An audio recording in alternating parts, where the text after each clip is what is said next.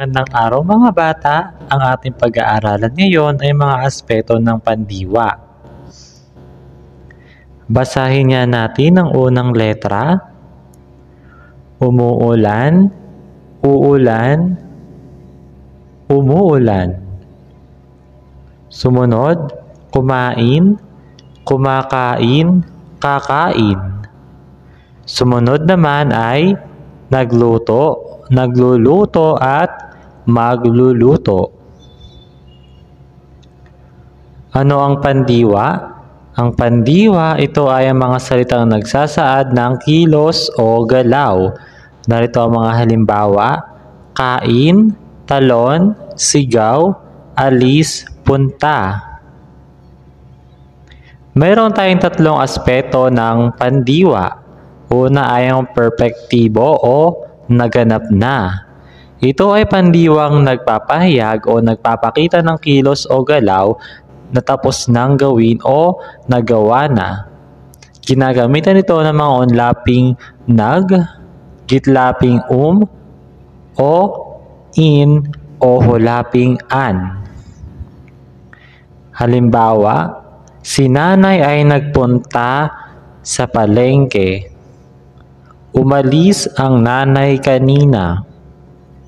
Inalis ni nanay ang punda ng mga unan. Pangalawa ay ang imperpektibo o nagaganap. Ito ay ang pandiwang nagpapahayag o nagpapakita ng kilos o galaw na kasalukuyang ginagawa.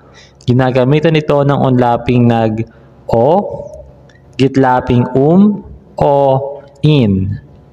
Inuulit ang unang pantig sa salitang ugat at dinudugtungan ng hulaping an kung kailangan. Halimbawa, pumapasok ako sa paaralan araw-araw.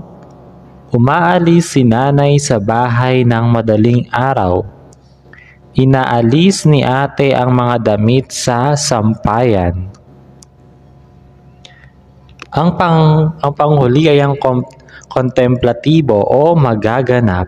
Ito ay ang mga pandiwang nagpapahayag o nagpapakita ng kilos o galaw na gagawin pa lamang. Ginagamitan ito ng onlaping mag at inuulit ang pantig sa salitang ugat o di kaya ay napag-uulit lamang ng isang pantig ng salitang ugat at lalagyan ng hulaping an. Mga halimbawa, pupuntahan ni tatay mamaya si nanay. Pangalawa, maglalaro kami ng tagu-taguan. Pangatlo, kakantahan daw niya ako bukas sa aking kaarawan.